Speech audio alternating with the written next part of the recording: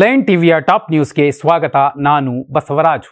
ಕೊನೆಗೂ ಚುನಾವಣಾ ಆಯೋಗ ಬಿಹಾರದ ಚುನಾವಣೆಯ ದಿನಾಂಕವನ್ನು ನಿಗದಿಪಡಿಸಿದೆ. 2 ಹಂತದಲ್ಲಿ ಚುನಾವಣೆ ನಡೆಯುತ್ತೆ. ಬಿಹಾರ ರಾಜ್ಯ ವಿಧಾನಸಭೆಯ 243 ವಿಧಾನಸಭಾ ಕ್ಷೇತ್ರಗಳಿಗೆ ನವೆಂಬರ್ 6 ಮತ್ತು ನವೆಂಬರ್ 11ರಂದು 2 ಹಂತಗಳಲ್ಲಿ ಚುನಾವಣೆ ನಡೆಯುತ್ತೆ. ಚುನಾವಣೆಗೆ ಸಂಬಂಧಿಸಿದಂತೆ ಎಲ್ಲ ಪ್ರಕ್ರಿಯೆಗಳು ನವೆಂಬರ್ 16ರಂದು ಮುಕ್ತಾಯಗೊಳ್ಳಲಿದೆ. ನವೆಂಬರ್ 14ನೇ ತಾರೀಕು ಫಲಿತಾಂಶಗಳು ಪ್ರಕಟವಾಗಲಿದೆ ಎಂದು ಚುನಾವಣಾ ಆಯೋಗ ಘೋಷಿಸಿದೆ. ಬಿಹಾರದಲ್ಲಿ ಚುನಾವಣಾ ಸಿದ್ಧತೆಯ 2 ದಿನಗಳ ಪರಿಶೀಲನೆಯ ನಂತರ ಈ ಘೋಷಣೆ ಹೊರಬಿದ್ದಿರುವಂಥದ್ದು.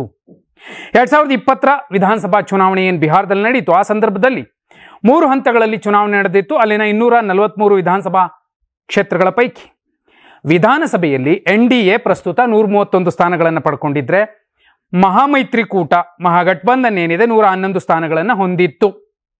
ಮುಂಬರುವ ಚುನಾವಣೆ ನಿತೀಶ್ ಕುಮಾರ್ ಅವರಿಗೆ ಎಷ್ಟು ಮುಖ್ಯವೋ ಪ್ರಧಾನಿ ನರೇಂದ್ರ ಮೋದಿ ಅವರಿಗೂ ಕೂಡ ಅಷ್ಟೇ ಮುಖ್ಯವಾದಂತಹ ಚುನಾವಣೆ ಆಗುತ್ತೆ. ಯಾಕಂದರೆ 2029ರ ಲೋಕಸಭಾ ಚುನಾವಣೆಯ ದಿಕ್ಕು ದೆಸೆಗಳನ್ನು ಬದಲಿಸಬಲ್ಲಂತಹ ಮತ್ತು ಈ ಹಾಲಿ ಸರ್ಕಾರದ ಭವಿಷ್ಯವನ್ನು ನಿರ್ಧರಿಸುವಂತಹ ಚುನಾವಣೆಯ ರಿಸಲ್ಟ್ ಬಿಹಾರ ಚುನಾವಣೆಯಲ್ಲಿ ಅಡಗಿರುವಂಥದ್ದು. ಯಾಕಂದರೆ ಎಲ್ಲೋ ಒಂದು ಕಡೆ ಮತ್ತೊಂದು ಸುತ್ತಿಗೆ NDA ಅಧಿಕಾರಕ್ಕೆ ಬರಬಹುದು ಅನ್ನೋ ನಿರೀಕ್ಷೆಗಳು ಮೇಲ್ನೋಟಕ್ಕೆ ಮೇನ್ ಸ್ಟ್ರೀಮ್ ಮಾಧ್ಯಮದ ಒಂದಷ್ಟು ಸರ್ವೆಗಳು ಹೇಳ್ತಿರುವಂಥದ್ದು. ಆದರೆ ಒಳಗೊಳಗೆ ನಿತೀಶ್ ಕುಮಾರ್ ಅವರನ್ನು ಕಡೆಗಣಿಸಿ ಅಲ್ಲಿನ ಜನ ಹೊಸಬರಿಗೆ ಅವಕಾಶ ಕೊಡಬೇಕು. ಅದು ಜನ್ ಸ್ವರಾಜ್ ಪಕ್ಷದ ಪ್ರಶಾಂತ್ ಕಿಶೋರ್ ಇರಬಹುದು ಅಥವಾ ತೇಜಸ್ವಿ ಯಾದವ್ ಇರಬಹುದು. ಈ ಇಬ್ಬರಲ್ಲಿ ಯಾರಿಗಾದ್ರೂ ಅವಕಾಶ ಕೊಡಬೇಕು ಅನ್ನುವಂತಹ ಲೆಕ್ಕಾಚಾರಗಳ ಮಧ್ಯೆ ಚಿರಾಗ್ ಪಾಸ್ವಾನ್ ಅನ್ನುವಂತಹ ಯುವಕನಿಗೂ ಕೂಡ ಒಂದು ಒಳ್ಳೆಯ ನಂಬರ್ ಕೊಡಬಹುದು. ಹಾಗೇನಾದರೂ ಆದರೆ ಒಂದು ವೇಳೆ JDU ಕಳೆದ ಚುನಾವಣೆಗಿಂತ ಕಡಿಮೆ ಸ್ಥಾನಗಳನ್ನು ಪಡ್ಕೊಂಡ್ರೆ, BJP ಹೆಚ್ಚು ಸ್ಥಾನಗಳನ್ನು ಪಡ್ಕೊಂಡ್ರೆ ಮುಖ್ಯಮಂತ್ರಿ ಗಾದಿಗೂ ಕೂಡ ಇಲ್ಲಿ ಫೈಟ್ ನಡೆಯುತ್ತೆ.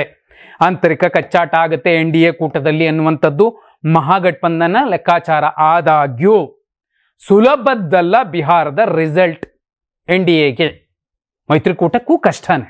ರಾಜ್ಯ ರಾಜಕೀಯದಲ್ಲಿ ಪ್ರತ್ಯೇಕ ಲಿಂಗಾಯತ ಧರ್ಮದ ಕೂಗು ಮತ್ತೆ ಪ್ರತಿಧ್ವನಿಸಿರುವಂಥದ್ದು. ಈ ಬಾರಿ CM ಸಿದ್ದರಾಮಯ್ಯ ಅವರ ಸಂಪುಟದ 2 ಸಚಿವರಲ್ಲೇ ಒಡಕು ಮೂಡಿರುವಂಥದ್ದು.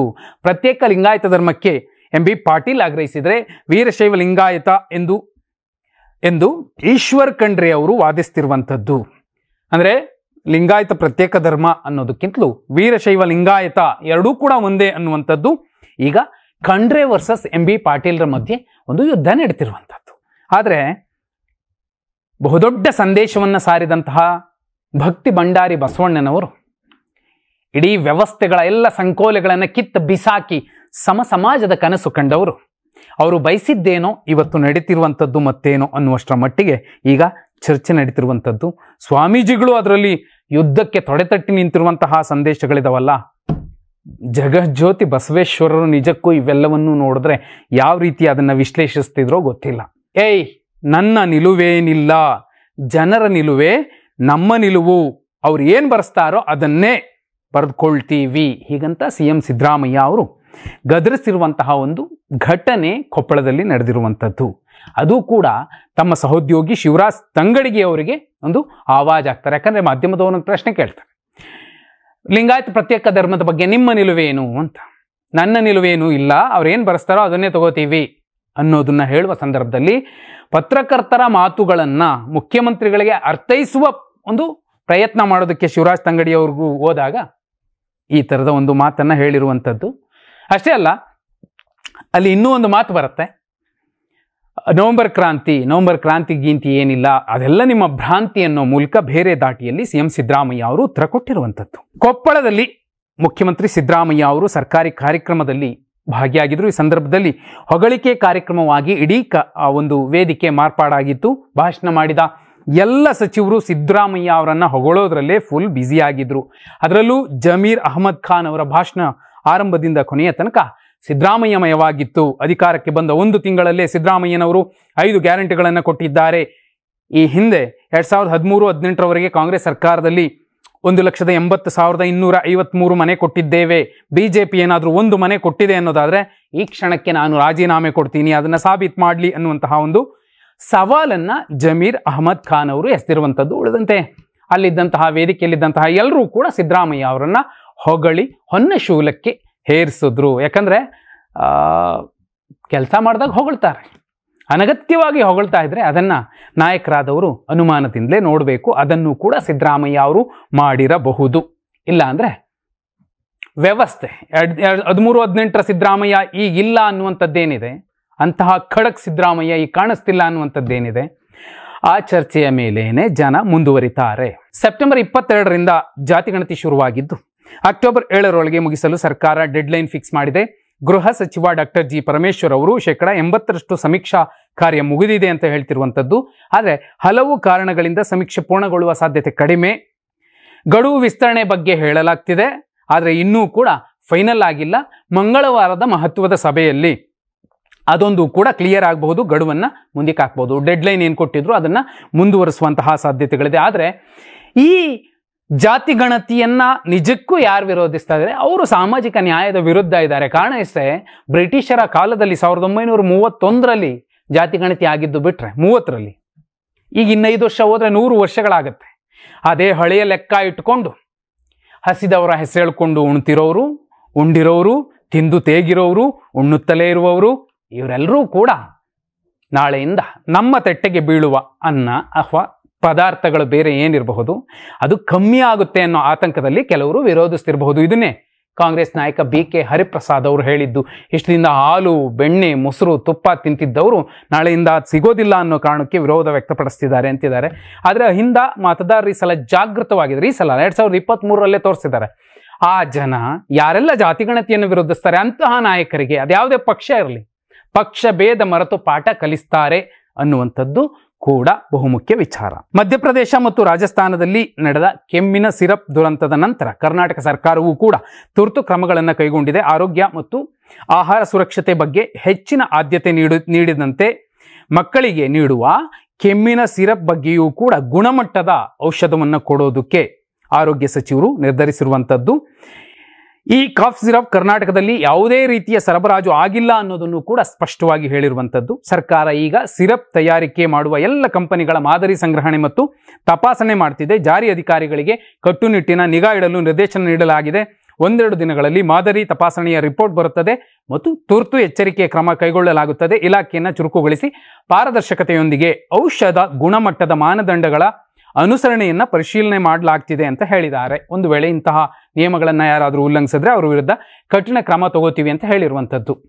ಒಂದು ಬಿಮಾರು ರಾಜ್ಯಗಳಲ್ಲಿ ಈ ಥರದ ಸಮಸ್ಯೆಗಳಾಗಬಹುದು, ಆದರೆ ದಕ್ಷಿಣದ ರಾಜ್ಯಗಳಲ್ಲಿ ಈ ಥರದ ಸಮಸ್ಯೆ ತೀರಾ ವಿರಳ. ಒಂದು ವೇಳೆ ಆದರೆ ಅದು ಅಕ್ಷಮ್ಯ, ಅದು ಏನೂ ಅರಿಯದ ಕಂದಮ್ಮಗಳಿಗೆ ಔಷಧಿ ಅಂತ ಕೊಡಿಸ್ಬಿಟ್ಟು ಅವರನ್ನು, ಭಾಳ ಬದುಕಬೇಕಾದವರನ್ನು ಅಲ್ಲಿಗೆ ಮುಗಿಸ್ಬಿಟ್ರೆ ಅದು ಇಡೀ ವ್ಯವಸ್ಥೆ ಮಾಡುವಂತಹ ಕಗ್ಗೊಲೆಗಳಾಗುತ್ತೆ. ಮೈಸೂರು ನಗರಾಭಿವೃದ್ಧಿ ಪ್ರಾಧಿಕಾರ ಮೂಡ ನಿವೇಶನ ಹಂಚಿಕೆ ಹಗರಣ ಮತ್ತೆ ರಾಜಕೀಯ ಚರ್ಚೆಗೆ ಕಾರಣವಾಗಿದೆ. ಮುಖ್ಯಮಂತ್ರಿ ಸಿದ್ದರಾಮಯ್ಯ ಅವರಿಗೆ ತಲೆನೋವು ತಂದಿದ್ದ ಈ ಪ್ರಕರಣದಲ್ಲಿ ಈಗ ಮೂಡ ಅಧಿಕಾರಿಗಳೇ ಅಕ್ರಮದಲ್ಲಿ ಭಾಗಿಯಾಗಿರುವುದು ಇಡಿ ತನಿಖೆಯಲ್ಲಿ ಸಾಬೀತಾಗಿದೆ. ಜಾರಿ ನಿರ್ದೇಶನಾಲಯ 440 ಕೋಟಿ ರೂಪಾಯಿ ಮೌಲ್ಯದ 252 ನಿವೇಶನಗಳನ್ನು ಮುಟ್ಟುಗೋಲು ಹಾಕಿಕೊಂಡಿದೆ. ಮೂಡ ಮಾಜಿ ಆಯುಕ್ತ GT ದಿನೇಶ್ ಕುಮಾರ್ ತಮ್ಮ ಕುಟುಂಬದ ಹೆಸರಿನಲ್ಲಿ 40.8 ಕೋಟಿ ರು ಮೌಲ್ಯದ 32 ಸೈಟ್ಗಳನ್ನು ಅಕ್ರಮವಾಗಿ ಪಡೆದಿದ್ದರು. ಇಡಿ ಆರೋಪಿಸಿರುವಂತೆ ದಿನೇಶ್ ನಕಲಿ ದಾಖಲೆ ಸೃಷ್ಟಿಸಿ ನಿವೇಶನಗಳನ್ನು ಮರುಹಂಚಿಕೆ ಮಾಡಿ ಲಾಭ ಪಡೆದಿದ್ದರು. ತನಿಖೆಯಲ್ಲಿ ಹಣ ವರ್ಗಾವಣೆ ಮತ್ತು ಆಸ್ತಿ ಗಳಿಕೆಯ ದಾಖಲೆಗಳು ಸಿಕ್ಕಿವೆ ಅಂತ ಹೇಳಿರುವಂಥದ್ದು. ಇಡಿ ಅಧಿಕಾರಿಗಳು ಅಲ್ಲಿಗೆ ಸುಮ್ಮನೆ ಬಿಡೋದಿಲ್ಲ. ಈಗ ಏನು ಸಿಕ್ಕಿದೆ, ಇನ್ನಷ್ಟು ಜಾಡು ಹಿಡಿದು ಹೊರತಾರೆ. ಒಂದಷ್ಟು ನಾಯಕರ ಅಸಲಿ ಬಂಡವಾಳಗಳು ಬೇರೆ ಬೇರೆ ಪಕ್ಷದಲ್ಲಿರೋರ್ದು ಕೂಡ ಬಯಲಾಗತ್ತೆ.